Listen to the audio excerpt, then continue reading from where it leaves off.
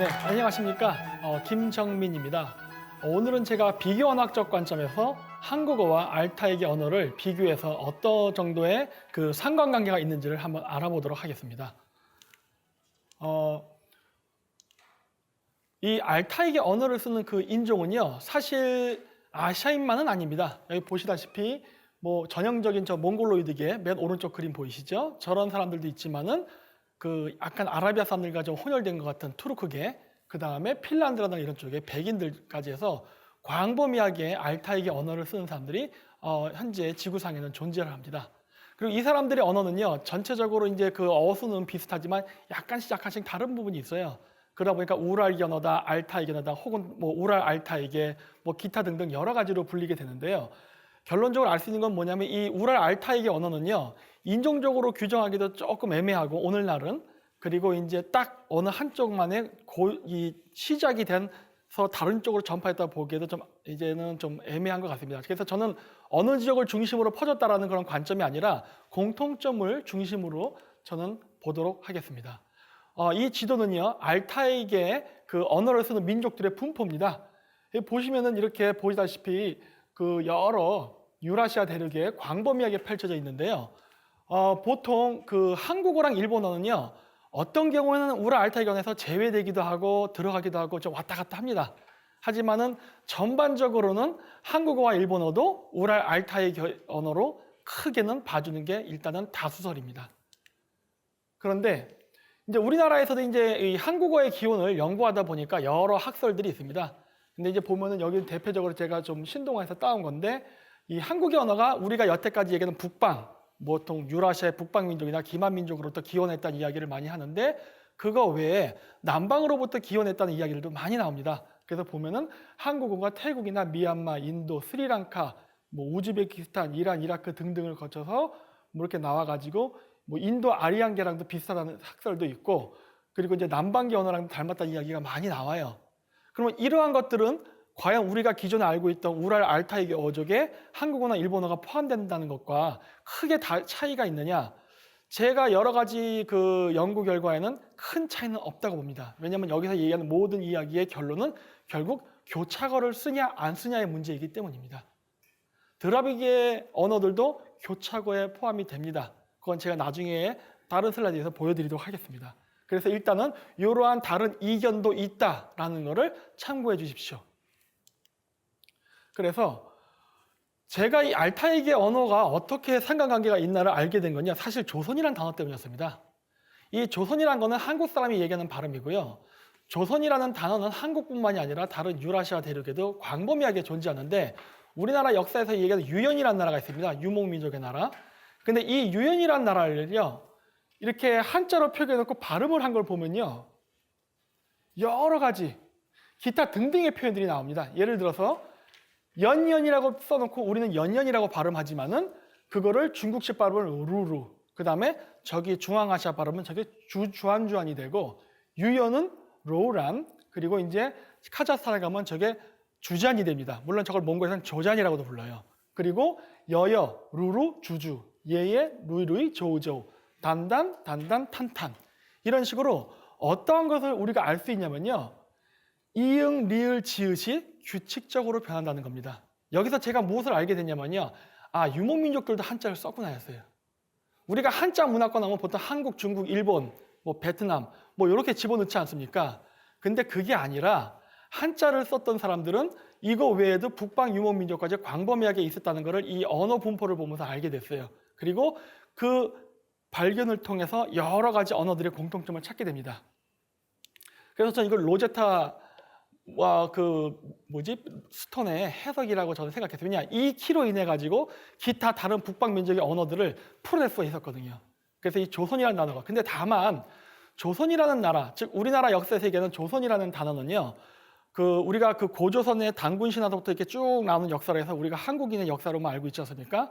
근데 그렇지는 않은 것 같습니다. 그렇다고 해서 제가 이야기하는 게 단군 조선이 유라시아 전체를 지배했다는 얘기는 아닙니다. 제가 늘 이야기하듯이 단군이라는 것은 하늘로부터 내려온 천손으로서 그 땅을 지배할 수 있는 정치적 정당성을 갖는 그 지배계급의 이름으로서 쓰였던 것이고요. 이러한 전통은 유라시아에 광범위에 펼쳐져 있었습니다. 그러다 보니까 지배자를 단군, 탱그리, 여러 가지 명칭으로 불렀던 것은 그 지역에서 광범위하게 일었던 일이고요. 이러한 샤머니즘을 국가 통치 이념으로 해서 종교와 정치 지도자, 종교와 정치를 아우르는 지도자가 연방제로 유라시아 초원을 다스렸던 그 시스템과 국가를 조선 혹은 주잔, 유연, 기타 등등으로 불렀기 때문에 이러한 명칭이 광범위하게 나타난다고 보고 우리가 이야기하는 이 고조선의 역사도 여기에 포함은 되지만 고조선이 그렇다고 유라시아 역사 전체가 포함된다라고는 보지 않습니다. 어쨌든 우리는 공통된 문화가 있었죠. 근데 이 규칙은요, 제가 아까 보여드렸듯이 그 조선이라는 단어에만 국한된 것이 아니라 유라시아의 여러 민족들이 사용하는 언어에서 이 규칙이 광범위하게 적용됩니다. 예를 들어서 우리가 조지라고 부르지 않습니까? 조지 또는 조셉. 이거 영어식 발음입니다. 이거 저기 러시아에 가면 뭐라 부릅니까? 게오르기라 부릅니다. 지읒이요, 기역으로 발음이 변하는 현상이 나타나요.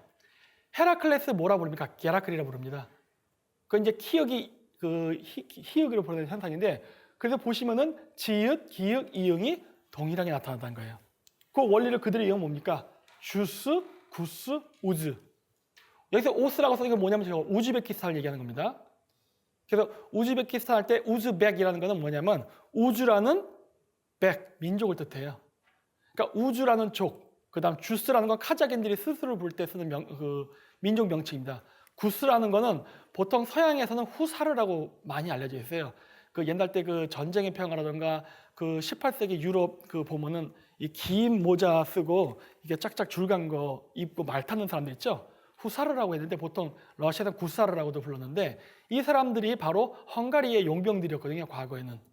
그래서 이 사람들이 주스라 불리건 우즈라 불리건 구스라 불리건 다 북방계 유망 민족이었습니다. 그리고 이 발음 규칙은 보시던 바와 같이 지읒, 기응, 이응으로 같은 규칙으로 변한다는 걸 알 수가 있어요. 그리고 아까 다시 조선을 볼 때에도 이 리을이 나오는 건요, 제가 좀 이따 설명할게요.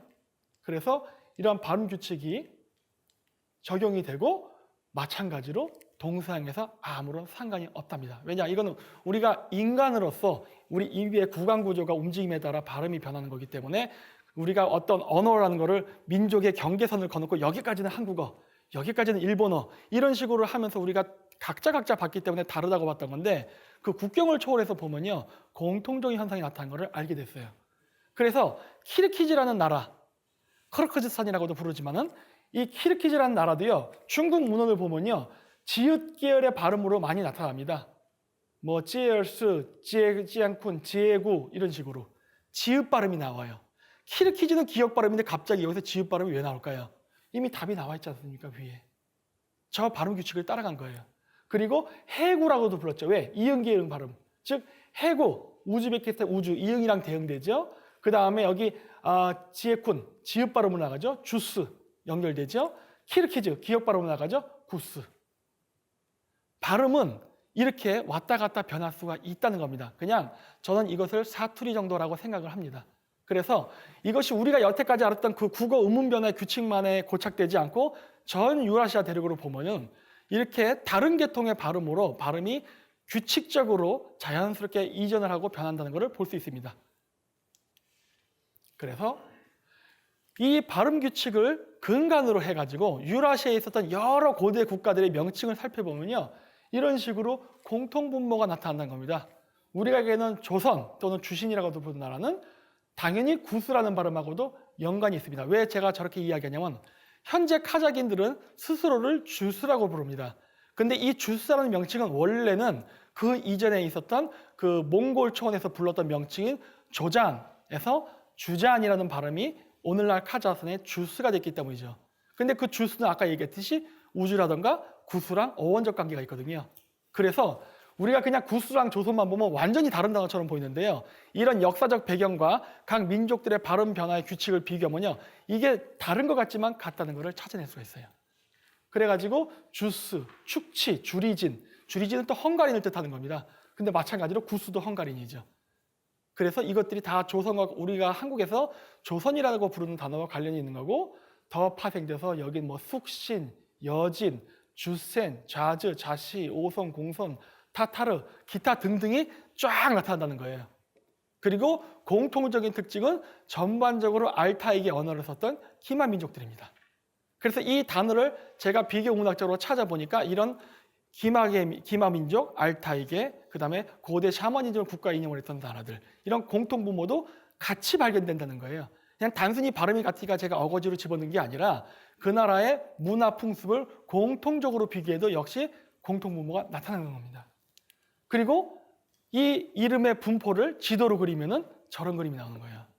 제가 예전에 강의에서도 유라시아에 있었던 어떤 거대한 국가가 있었다는 걸 얘기했었죠. 벨라카야 타타리아라고 러시아 사람들은 부르고, 우리는 그걸 황국이라 부르고, 그 다음에 이제 그 위구르 사람들은 위구르 제국을 불렀건, 뭐라고 불렀던 간에 고대의 그런 유라시아의 어떤 거대한 다민족 공동체가 있었다는 이야기를 했는데, 마찬가지로 비교문학적 관점에서도 나타난다는 것이죠. 아, 이게 있었구나 라는 걸. 여기는 제가 시대 구별을 하지 않았습니다. 왜냐? 조선이라는 나라는 우리가 알다시피 BC, 즉 기원전 108년에 망한 게 아니라 아까 얘기했듯이 초원을 공유하고 다민족이 연방국가로서 초원에 살면서 국가를 만들면요, 다 조선이라 불렀어요. 물론 주잔, 조잔, 기타 등등 여러 다른 방언의 형태로 불렸지만, 그렇기 때문에 이 조선이라는 나라는 끊임없이 지속돼서 오늘날까지 이어지고 있습니다. 그래서 카자흐스탄은 지금도 여전히 3주스, 3조선으로 나누고, 공식 명칭은 카자흐스탄이지만 내부적으로는 주스라 부르죠. 그리고 3주스의 공통 수도는 우리가 조선의 수도가 삼원의 수도가 아사달이었듯이 아스타나 해서 아직도 그 전통은 사라지지 않고 21세기에도 유지가 되고 있습니다. 그래서 이런 황국 12연방, 그 한단곡에 나오는 이런 기록에 대한 내용을 뒷받침할 수 있는 게 바로 언어적 측면도 있다는 겁니다. 그래서 이건 카자흐스탄의 역사 교과서 마찬가지죠. 카자흐스탄의 자기 민족들의 최초 발원지를 알타이산으로 보면서 동서남북으로 갈라졌다고 하면서 역시 마찬가지로 쫙 여러 가지 지도를 그리는데 12황국의 우리가 생각했던 지도의 모습과 상당히 닮아있다는 걸 알 수가 있어요. 러시아 마찬가지죠. 그리고 이러한 그림은 역시 알타이계 언어의 분포와 일치한다는 걸 알 수 있습니다. 따라서 알 수 있는 거는 고대에 뭐 막 12,000년 전이라고 하니까 12,000년 전에 아마도 그 알타이계 언어를 썼던 우리 그 북방 민족들이, 그러니까 물론 북방 민족의 언어가 그렇다고 해서 뭐 다 한국어처럼 하나의 언어는 아니었던 것 같습니다. 이미 이 당시에도 언어의 분화가 있었으니까. 하지만 알타이계 여러 언어를 썼던 이 민족들이 초원을 공유하고 연방제 국가를 건설했을 가능성은 매우 높아요. 이러한 여러 가지 근거로 봤을 때. 그래서 여기 보시면은 카자르라는 나라가 있습니다. 그 카자흐스탄에서 카스피해, 우크라이나 쪽에 있었던 카자르라는 나라가 있는데 이것도 알타이계 민족이 있었던 나라예요. 근데 카자르라는 나라는 하자르라도 부릅니다. 물론 러시아에서는 하자르라고 부르기도 하는데 이 언어는 어디서 왔느냐? 여기 아사르라고 써있죠? 아사르가 뭐냐면요, 스키타이입니다. 스키타이를 다른 명칭으로 뭐라 부르느냐? 카자흐 사람들이 바로 사기라 불렀습니다. 그리고 인도 북부에서는 사카. 그리고 이게 바로 우리가 얘기하는 색족입니다. 파밀에 살았다는. 그러니까 이 우리가 부르는 이 고대 이 유라시아의 어떤 초원을 강력한 국가를 세우고 있던 이 대국의 연방 국가의 민족들은요, 전반적으로는요 스키타이계 그 민족입니다. 이 스키타이 민족의 언어는 굉장히 논란의 여지가 많습니다. 이게 알타이계 언어냐, 인도 유럽의 언어냐, 여러 지금 학자들의 논쟁이 있는데 제가 연구한 결과 결론은 둘 다 맞습니다가 됐습니다. 왜냐? 고대 샤먼 사회는요 민족 국가가 아니었어요. 민족 국가가 아니라 연방 국가였고 종교적 지도자와 정치적 지도자, 그러니까 장군을 얘기하는 겁니다. 무력을 가진 이 두 집단이 정략 결혼을 통해서 지도자를 양산해서 정치와 종교를 아우르는, 양쪽을 모두 컨트롤할 수 있는 그 지배자를 양산시켰기 때문에 이 두 그룹은요 다른 민족이었어요. 흑에는 알타이계와 인도 유럽어계가 있었고 이들이 서로 정략결에서 동서를 아우르다 보니까 인종적으로도 혼혈아가 태어나고, 그러다 보니까 이 알타이계어 그리고 러시아계 언어에서도 러시아계 언어에서 알타이계 어계가, 알타이계 언어에서 인도 유럽어 언어가 막 짬뽕으로 나타납니다. 왜냐? 그 당시에도 이미 국제결혼은 상당히 일반화되어 있었던 것 같아요. 그래서 이러한 것들로 해서 만들어진 민족이 스키프, 우리가 얘기하는 사카족이기 때문에 이 사카족의 언어에는 두 가지 요소가 동일하게 있다고 저는 봅니다. 그래서 여기서도 보다시피 카자르라는 게 히읗으로 변합니다. 하자르. 그리고 히읗 발음은 다시 이응화됩니다. 이거를 알 수 있는 게 뭐냐면요. 바로 이 수염이라는 단어입니다. 카자거로는 수염을 사칼이라 불러요. 사칼. 근데 몽골어에 가면요. 키읔이 히읗으로 변합니다. 마치 카자르가 하자르로 변하듯이. 그래서 사칼이 아니라 사흘이라 불러요. 그런데 이 사흘이라는 수염이라는 이름이 한 번 들어오면요. 흘이라는 발음이 어려우니까 수염하고 부드러워집니다. 흐흐으 이런 식으로 점점 발음이 부드러워지는 거예요. 근데 이 카자흐스탄에는 이 키읔이 카자르가 아닙니다. 카자르예요. 여러분들 소주 마실 때 카죠?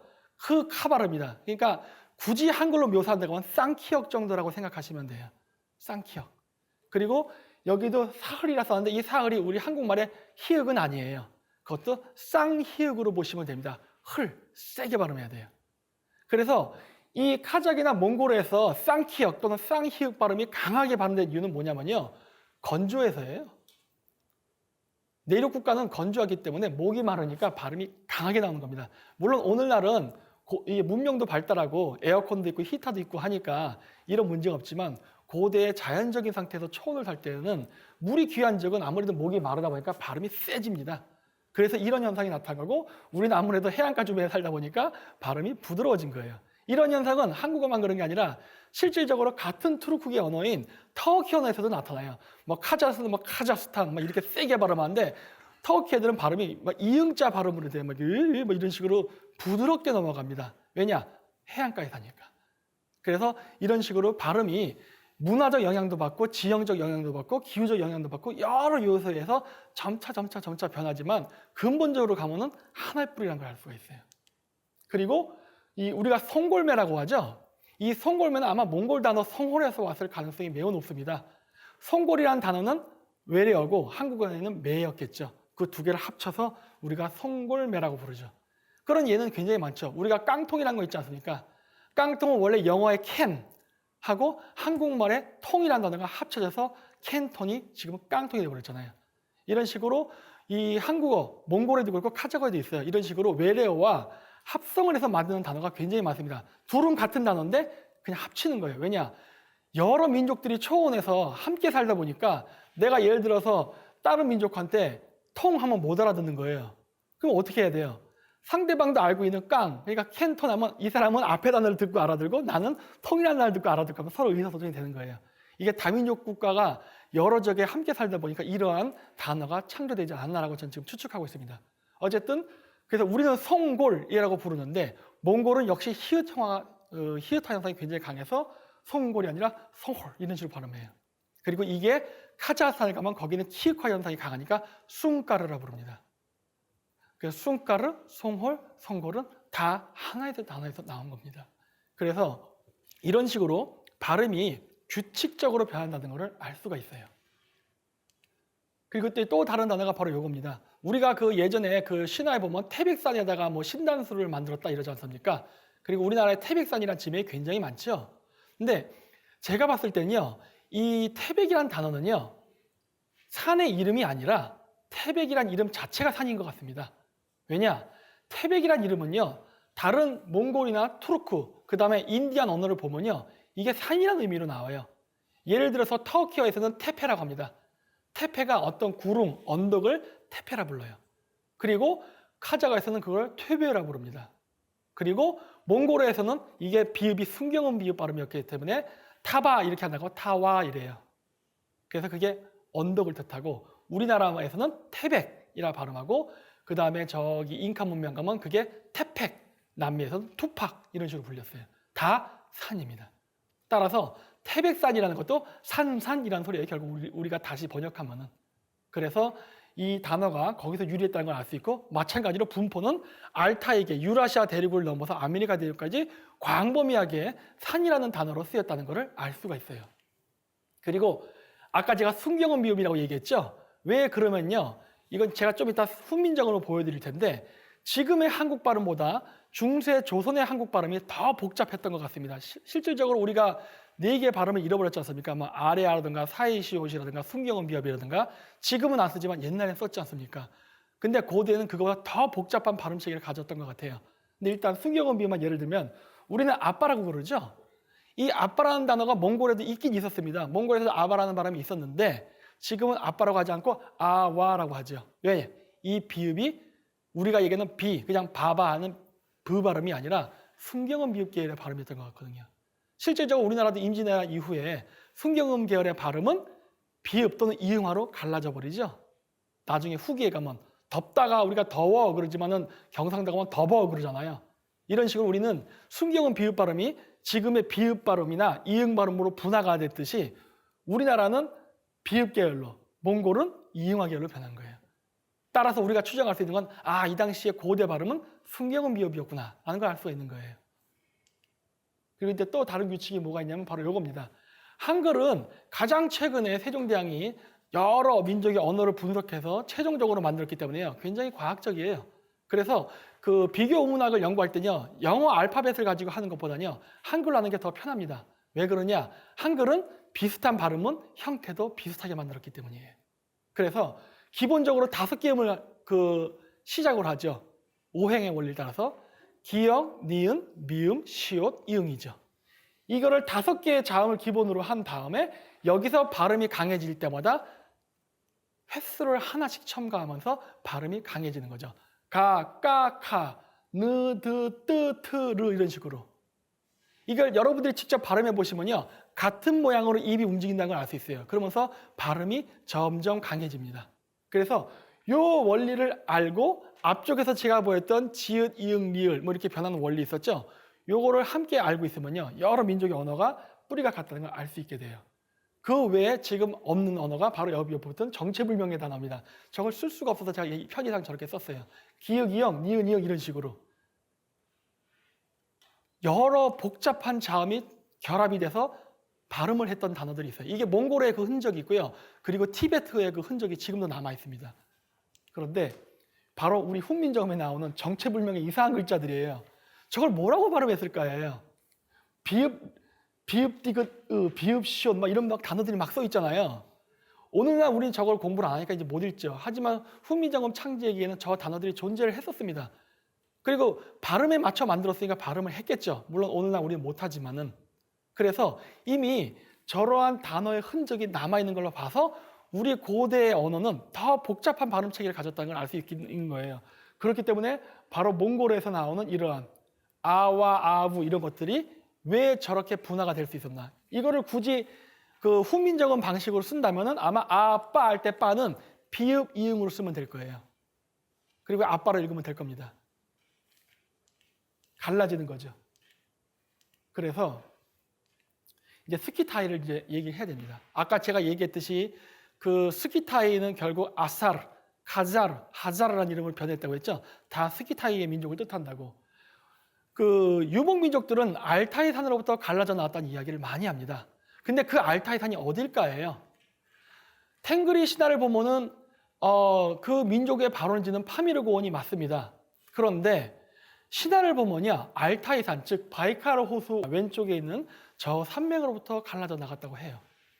근데 공교롭게도요, 파미르와 알타이는요, 다 알타이라는 산의 이름이 존재합니다. 중국 문헌으로 보면요, 저기 우리가 얘기하는 알타이 산을 하얼진샨이라 발음해요. 그런데 그 밑에 파미르에 아얼진샨이 있어요. 아얼진샨은 저건 중국 발음이고 저거 신장 위구르 발음으로 알툰산입니다. 알툰은 뭐냐? 황금을 뜻하거든요. 카자흐로 알튼, 몽골의 알탄, 뭐 기타 등등. 그래서 황금산이라는 소리예요. 따라서 이 지명이 두 지역, 여기뿐만이 아닙니다. 딴 데도 또 존재합니다. 근데 이거를 보고 제가 추정적으로 알 수 있는 것은 탱그리 신화에서 얘기하는 발원지가 파미르, 그리고 역사 기록에서 나오는 발원지가 지금 바이카르 호수 왼쪽의 알타이산, 이 두 개가 따로 나오지만은 두 개가 같다는 건 어떻게 알 수 있느냐? 민족이 이동했기 때문에 알게 된 거예요. 그러니까 아마 파미르에 살았던 이 사람들이 자기네들이 신성시 여겼던 알툰산, 이 산을 민족이 북방으로 이동을 하면서 지금의 알타이 산 지역에 살면서 자기 고향의 산의 지명을 가져온 게 아닌가라고 보는 거예요.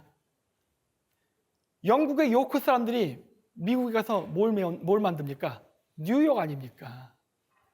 프랑스의 오르레앙 사람이 미국에 가서 뭘 만듭니까? 뉴올리안즈 아닙니까? 예. 이렇게 민족이 이동을 하면요, 자기가 살던 지역의 지명을 가져온 경우는요, 전 세계적으로 공통적으로 나타나요. 따라서 알타이사라는 지명이 이렇게 여러 군데 나타나는 것은 바로 민족의 이동 경로를 우리가 추정할 수 있게 해준다는 거예요. 그래서 이렇게 알타이사라는 지명이 있고, 우리나라에서 얘기하는 금산이 바로 알타이산의 화석화된 잔재가 아닌가라고 보는 거예요.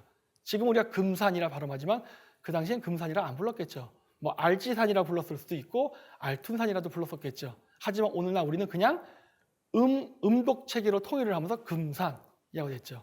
원래 대전도 원래 대전 발음 아니었다고 그러죠. 한밭이라고 했다 하지 않습니까? 하지만 이것도 한자 음독체계의 통일하는 과정 속에서 한밭이라는 발음이 사라지고 대전하고 변했지 않습니까? 따라서 우리 한반도까지 이 알타이산의 지명은 쫙 점진적으로 나타나는 거예요.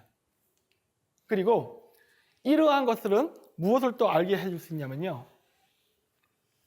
일본에 가면은 우리 이미 역사를 연구하시는 분들은 아시겠지만 일본 천황가라던가 엘리트 귀족들은요, 도레인들입니다. 한반도에서 넘어간 사람들이에요. 근데 일본에서 이제 그 역사적 연계성을 이야기할 때 한국인과 연계성을 의도적으로 피하는 경우가 굉장히 많습니다. 아마 아실 겁니다. 왜냐면은 일제 시대 때 우리가 식민지를 당한 것도 있고 여러 가지 한일 간의 나쁜 감정 때문에 일본 사람들이 한반도로부터 넘어온 한국 사람이라 그러면 굉장히 그 수치감을 느끼는 것 때문에 굉장히 빙빙 돌리거나 수수께끼로 만든 경우가 많죠. 일본의 그 대표적인 그 귀족 가문 중에 하나의 하타치도 마찬가지입니다. 하타치는 한반도에서 넘어갔어요. 일본인들도 다 그렇게 얘기합니다. 하지만 뭐라고 얘기합니까? 외국인이다 얘기해요. 조선인이 아니라 외국인이다. 근데 그게 조금 어폐가 있습니다. 물론 저는 단일 민족적 관점으로 보지 않기 때문에 그게 하타시가 한국이라 보지는 않습니다. 하지만 그 당시에 우리 그 고대 한국의 사회라는 거는 지금의 카자흐스탄처럼 여러 민족이 섞여 살면서 국제 결혼을 하고 막 혼혈화된 사회가 존재했었어요. 그리고 그 사람들은 공통적으로 자신들을, 즉 스스로를 조선인 또는 사만인이라고 불렀기 때문에 틀리진 않다고 봐요. 그렇지만 뭐 하여튼 여러 가지 그런 게 있는데, 여하튼 간에 이 하타시가 일본 학자들의 연구에 의하면 이렇게 실크로드를 따고 일본 열도로 들어왔다라고 얘기합니다. 실크로드를 따고. 일본 천황가도 마찬가지예요. 이런 식으로. 이렇게. 맞는 말이죠. 사실 우리도 그렇게 넘어왔으니까요. 맞는 말이에요. 근데 다만 일본의 경우는 한국을 제외하고 그냥 점프를 하려고 한 것뿐이죠. 하지만 일맥상통하게 같은 이야기를 해요. 그럼 하타시는 누굴까예요? 하타시는. 제가 추정적으로 볼 건데 이 하타시는요, 김씨랑 매우 관계가 깊은 것 같습니다. 실질적으로 여기 일본 책도 보이시죠? 여기 왼쪽부터 하면 실크로드 도레인이 건설한 일본. 가운데는 하타시와 신라왕 전설. 왜 신라왕이라고 했을까요? 신라왕의 성씨가 뭡니까? 물론 박석김 세 개가 있지만 여기선 김씨를 얘기하는 겁니다. 그리고 여기서 보면 이제 유태인과 연관성. 이거 되게 중요하지만 이번에는 생략할게요. 이런 식으로 실크로드를 따라서 일본의 하타 가문이 왔다는 것들은 이미 일본에서도 공식화되어 있고 인정을 하고 있는 부분이에요.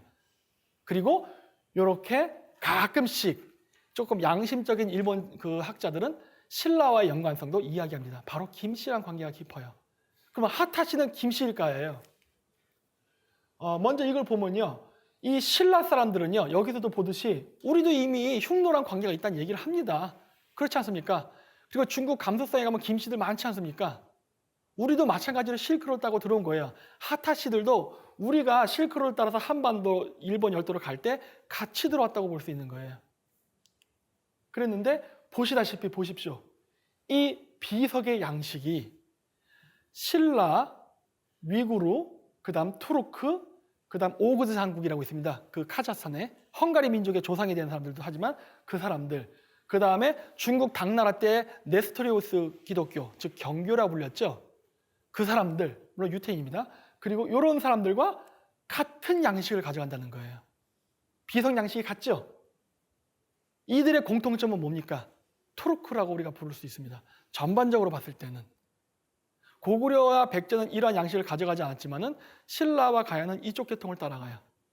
그래서 우리나라도 삼국의 그 민족이 물론 삼국의 민족이 막 짬뽕으로 섞여 있지만 지배 계급이 어느 쪽 계통에 더 가깝나를 보면은 신라가에는 투르크계, 그다음 고구려 백제 일본은 몽골계 쪽이 아닌가 전 추정합니다. 왜냐 그 왕들의 이름 때문이에요.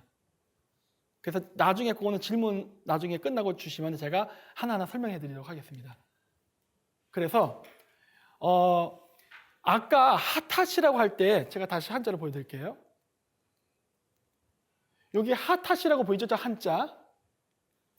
이렇게 진시황의 진나라와도 연계시켜서 일본 사람들은 설명을 합니다.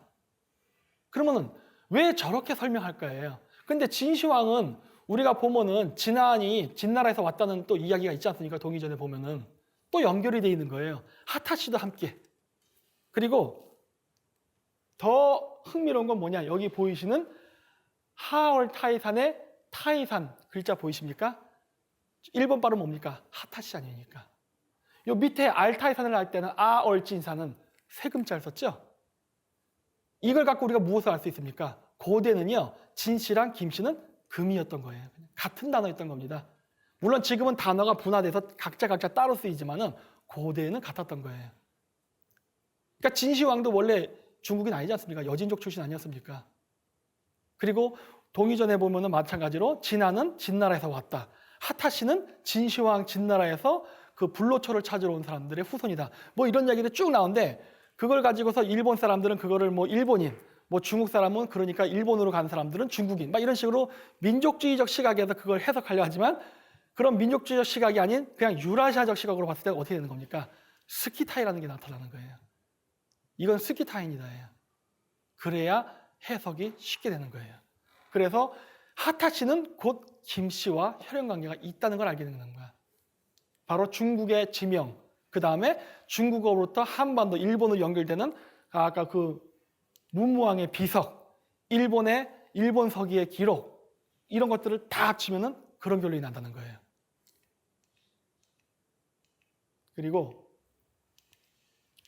그래서 이제 이러한 것을 바탕으로 해서 고대 국가와 여러 민족들의 발음을 비교 분석을 하면 어떤 결과가 나오냐면요. 그 고대에 있었다는 12황국의 명칭이요.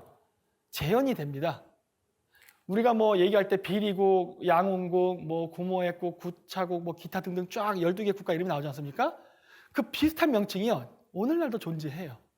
물론 위치는 거기가 그렇다고 고대 황국이 그 나라였다라고는 단정을 못 짓습니다. 왜냐? 유목민족은 이동을 하니까.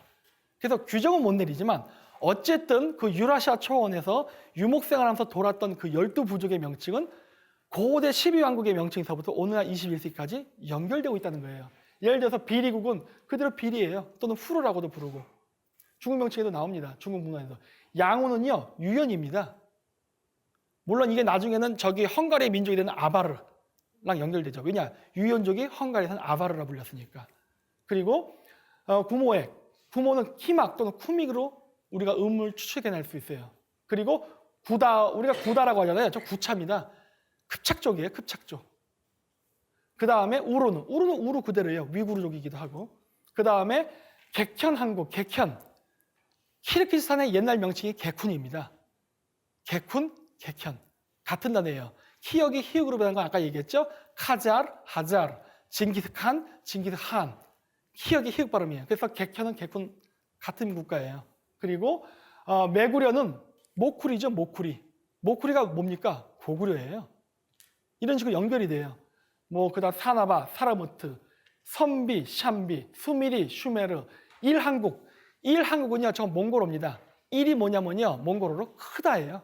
이흐 몽골 하면 대몽골이라는 소리거든요. 일한국이라는 건 이한국이에요. 대한국이라는 소리입니다. 그리고 이제 뭐 구모에서 키마 쿠믹 추정되는. 그래서 12개의 부족 명칭이요, 지금도 존재한다는 거예요. 그리고 그 언어는 한국어를 초월해서 모든 알타이계 언어에서 다 나타나는 겁니다. 왜냐? 아까도 제가 얘기했지 않습니까? 고대 북방민족 사회는 다민족 국가로서 다민족 연방 공동체였다. 그러다 보니까 국가 명칭도 이렇게 알타이계 언어가 다 복합적으로 광범위하게 나타날 수밖에 없는 거예요. 그랬고, 이 카자흐스탄에는 강르란 부족이 있습니다. 이 강르란 부족은 우리 한민족하고 매우 혈연 관계가 깊다고 저는 추정을 해요. 그런데 이 캉르라는 부족은 켄케레라 불려요. 카자흐스탄에서는. 그리고 이게 몽골에서는 홍케레라 불리는데 이게 한국말로 하면 뭡니까? 한겨레입니다. 결해라는 명칭, 카자흐스탄의 케레이족은 마찬가지로 한국하고 혈연 관계가 매우 깊은데 케레이는요 한국의 결해입니다. 결해족이라는 소리예요. 근데 카자흐스탄 족보에 보면 케레이족은 하카스족의 언어로 케리에, 즉 까마귀를 상징하는 단어에서 유래했다라고 해요. 근데 실질적으로 몽골에서도 까마귀는 헤레라고 부릅니다. 중세 몽골어는 케레. 고구려의 고려도 케레에서 파생한 단어거든요. 나중에 표가 나올 텐데 그래서 고구려에서는 까마귀가 상징물로 많이 나오죠. 왜냐? 까마귀 부족이니까. 우리가 까마귀 부족하면 새까만 새니까 굉장히 이상하고 나쁜 것 같이 생각되시는데 그런 개념이 아닙니다. 까마귀는요 고대 그 샤머니즘 사회에서 하늘과 땅을 연결하는 천사, 즉 메신저라는 이미지가 있었어요. 그래서 우리 민족이 종교 계급을 담당했던 사람들이기 때문에 샤먼 계급이었거든요. 그러다 보니까 하늘과 땅을 연결하는 매개자가 까마귀다 보니까 까마귀의 이미지를 자기 부족 명칭으로 쓴 것뿐이에요. 그러다 보니까 우리가 고려, 계림, 구림 뭐 이런 식으로 여러 가지를 불렸던 거예요. 그리고 우리가 여러 개 복잡하게 쓴 계림, 구림, 고려 이런 한자 단어가 결국은 원래 몽골이나 그 다음에 부리아트족의 언어였던 케레에서 왔다는 걸 알 수 있어요. 즉 까마귀, 샤먼 부족이라는 소리죠. 그런데 캉르도 보면 이렇게 부족 명칭이 캉르도 있지만 칸지라고도 불립니다. 저 칸지는 저 한자예요. 칸지는 뭐냐면요. 몽골에서는 한지라 불립니다. 저게 뭐예요? 중국 발음은 한주예요. 우리가 얘기하는 한족입니다. 중국 사람 한족을 얘기하는 게 아닙니다. 여기서 우리 한민족의 한민족을 뜻하는 거예요. 그래갖고 이 한지라는 단어는 한자인데 이렇게 몽골어나 카자흐에 남아있는 거예요. 왜냐? 고대 얘네들이 썼거든요. 물론 지금은 안 씁니다. 왜 안 쓰게 됐느냐? 원래 한자는 샤먼들이 종교적인 목적을 가지고 하늘과 샤먼이 어떤 백성들의 소원 또는 풍요를 기원하기 위해서 나의 소원을 뭐 뼈라든가 이런 데 적어갖고 불태워서 하늘로 올려보내고 편지를 이렇게 해서 신에게 자기의 소원을 빌고 그 메시지를 받고 하는 용도로 쓰였던 문자가 처음 시작이었거든요. 그래서 샤머니즘 시대 때에는 그래서 비북방 민족들도 다 썼었어요. 한자를. 하지만 오늘날 몽골이나 투르크 이런 위구르계 사람들이 한자를 쓰지 않는 이유는요. 이들의 생활 거주지가 초원이다 보니까 우리가 문자를 어디다 씁니까? 보통 점토판에도 쓰고 돌에도 쓰고 종이다도 쓰지 않습니까? 종이는 맨 후기죠. 옛날 때는 그 돌에다 썼단 말이에요. 그러다 보니까 암각하라 그래서 상형 문자도 막 쓰고 했는데 이게 점점 사회가 복잡해지면서 써야 될 단어가 늘어나고 표현해야 될 게 많다 보니까 한두 개 상형 문자로 표현하는 게 점점 어려워지다 보니까 어떻게 됩니까? 상형, 음차, 표의, 형성 여러 형태로 또 한자가 분화가 되기 시작하잖아요. 그러면서 돌에다 그걸 일일이 조각하는 게 너무 시간이 걸리다 보니까 유목민족은 카자흐로 탐가 또는 몽골 사람이 얘기하는 타묵 해가지고 간단한 표 문자로 바뀌게 됩니다. 그럼으로써 쓰는 번거로움을 줄였죠. 그러다 보니까 어떻게 됐습니까? 이 유목민족들이 한자를 잃어버렸어요. 그런데 이런 현상은 북방민족만 나타난 게 아니라 오늘날 현대 한국인한테도 나타납니다. 지금 한국 사람들 젊은 세대 중에 한자 쓸 줄 아는 사람이 몇 명이 됩니까? 요즘 너무 한자를 모르니까 한자 능력 시험까지 생겼지 않습니까? 왜요? 한자를 모르니까. 옛날 땐 굉장히 일반화되어 있었잖아요. 이게 왜 그렇습니까? 우리가 한글이 생기면서 모든 걸 한글로 표현하니까 어때요? 편하죠? 그러니까 어떻게 되는 거예요? 안 쓰게 되는 거예요. 한자가 불편하니까. 그러다 보니까 어떻게 됩니까? 쓸 줄 모르지만 우리가 지금 학교, 정책, 이런 거 국민 이런 얘기할 때는 한자 단어 아닙니까? 하지만 쓸 줄은 모르죠. 이런 식으로 북방민족도 이렇게 남아있는 거예요. 그래서 한지, 칸귀 이런 식으로 해서 이 귀가 바로 중국 발음으로는 주, 민족 족자입니다. 근데 밑에 보면 여기 보면 한기, 한고 이렇게 써 있죠? 한국을 뜻하는 단어예요. 이렇게 왔다 갔다 발음이 변하는 겁니다. 이게 우리가 한자는 한국, 중국, 일본만 썼다는 고정관념을 가지면 이게 안 보이게 됩니다. 하지만 한자가 어떻게 발생을 했고 어떻게 쓰였나를 알게 되면 북방민족까지 썼다는 걸 널리 알게 되기 때문에 이러한 발음 변화를 찾아낼 수가 있는 거예요. 그리고 뭐 다른 발음으로 여기 보면 칸그라스라고 되어 있는데 저 스는 뭐냐면요. 복수형이에요. 그러다 보니까 어떻게 써 있습니까? 위에 칸그라라고 써 있고 밑에 칸그라스라고 써 있죠. 왜 같은 민족의 명칭을 스가 하나는 있고 스가 하나 없을까요? 이건 복수형이라 그래요. 우리 영어에서도 보면은 그 민족 명칭을 만들 때는 복수형 씁니다. 우리가 켈트족이라고 하지만 영어는 켈츠라 그래요. CELTS를 붙입니다. 그리고 그 우리가 스키 타일 얘기할 때도 스키 타이러가 나죠. 걔는 스키시안스에서 S를 붙여줘요. 인도 유럽어계에서는. 러시아도 마찬가지입니다. 카자르를 하지만 카자르라 부르지 않아요. 하자리에서 리를 붙여서 복수형을 만들어요. 그래야만 민족 명칭이 되거든요. 그래서 여기도 마찬가지예요. 스. 저 스는 중세에는 드로 변합니다. 그게 한국말의 들이에요. 사람들, 동물들, 그 들이란 단어는 지금 오늘날 몽골에서는 트라고 발음되고 그 이제는 스라고 발음됐어요. 여기서도 보면 인도 유럽어계와 이 복수형 단어가 연결됐던 게 보이시죠? 일부는 연결이 있습니다. 그래서 칸그라라고도 쓰지만 칸그라스라고도 쓰는 거예요. 둘 다 맞는 겁니다. 그래서 카자흐스탄에 보면 케레이족이 있는데 케레이라고도 쓰기도 하고 케레이트라고도 써요. 왜? 하나는 복수형, 하나는 단수형이니까. 그랬고 여기 켄케레스 이거를 카자흐스탄에서는 칸그리란 부족을 켄케레스라고도 부르지만은 몽골에서는 혼헤레 그리고 이게 한국말에 항예레라는 단어와 연결되어 있다는 걸 그래서 발견할 수가 있습니다. 그리고 이거는 원래 의미는 뭐냐면요. 갈까마귀예요. 까마귀 중에 제일 큰 까마귀가 홍케레입니다. 한계레족 하면 뭐예요? 갈까마귀족. 결해족 하면 뭡니까? 까마귀족이에요.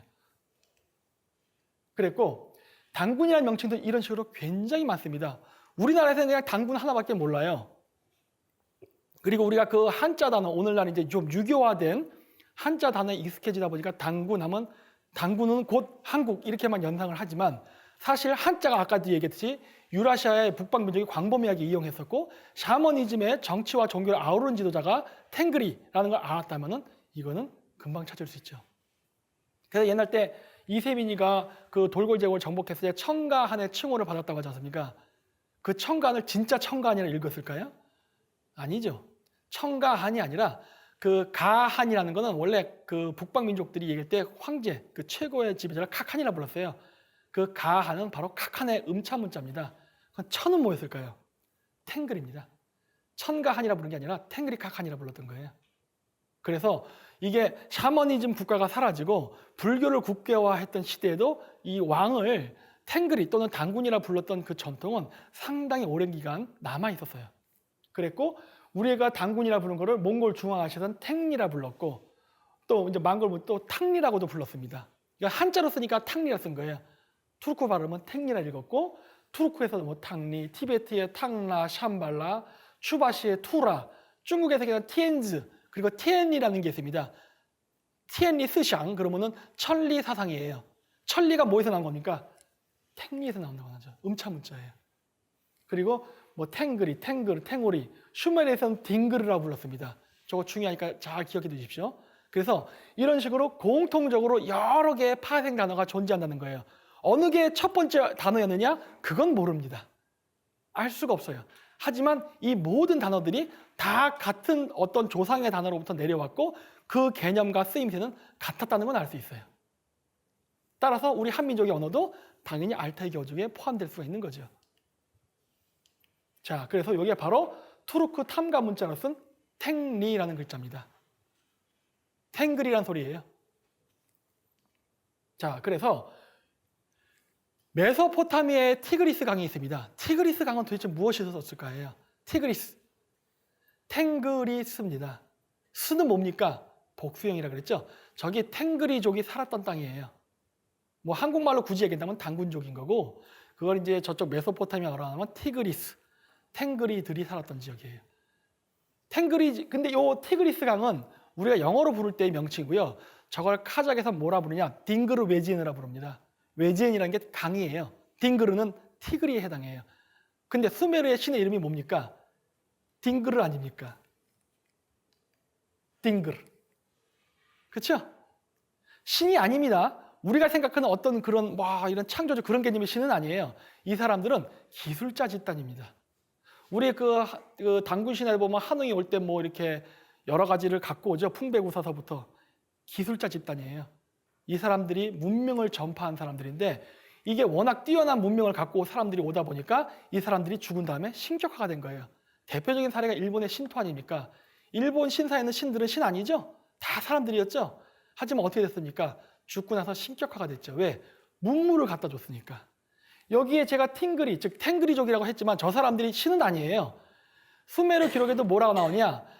자신들이 원시적인 생활을 할 때에 동방으로부터 온 딩그르, 즉 이 탱그리들이 문명을 전파했다는 기록이 있어요. 그 사람들이 티그리스 강을 중심으로 해서 살았기 때문에 티그리스라는 지명이 남은 거죠. 그래서 이렇게, 그래서 보면 이렇게 지금도 몽골이나 카자흐스탄에 뭐 케레이트, 부리아트, 이누이트, 탕구트, 메르키트 이게 트트트 붙는데 이 트가 바로 한국어의 들. 그래서 복수형으로 쓰인 거예요. 이 들이 스가 된 거예요. 그래서 이 사카 왕국, 저기 페르시아 제국의 벽화에 보면 이런 벽화가 있어요. 그리고 저걸 뭐라 부르냐? 사카 티그라 하우다라 부릅니다. 저게 무슨 말일까요? 사카까지는 알겠어요. 아, 사카는 카작들이 얘기하는 파미리에 살았다는 삭족이야. 그건 알아요. 그리고 저것이 영어에서는 스키타이라 불리는 거고 러시아에서는 스키프라 불리는 사람들이에요. 그리고 인도에서는 저것을 물론 사카라 불렀죠. 그리고 이게 한 단국에 나오는 색족이거든요. 아, 그 여기까지는 알았어요. 그러면 티그라 하우다는 무엇일까요? 현재 서양 학자들은 저걸 뭐라고 해석했냐면 꽃갈모자라고 했어요. 뭐 맞아요. 꽃갈모자 썼으니까. 근데 그냥 꽃갈모자를 티그라 하우다라 불렀을까요? 그거는 아닌 것 같아요. 왜냐? 카자가 있습니다. 삭 탱그리 오르타예요. 티그라, 탱그리, 하우다, 오르타. 이게 무슨 말이냐? 사카 단군 왕조라는 소리입니다. 티그라는 건 탱그리라는 소리거든요. 오르타는 뭐예요? 왕국이라는 소리예요. 몽골어로는 오르돈이라고 하죠. 그러니까 서양인들은 이 단어가 해석이 안 되니까 그냥 꽃갈모자라고 단순하게 했지만 이게 투르크어로 하면 금방 풀리는 거예요. 이거 사카 단군 왕조네. 해석이 되는 거예요.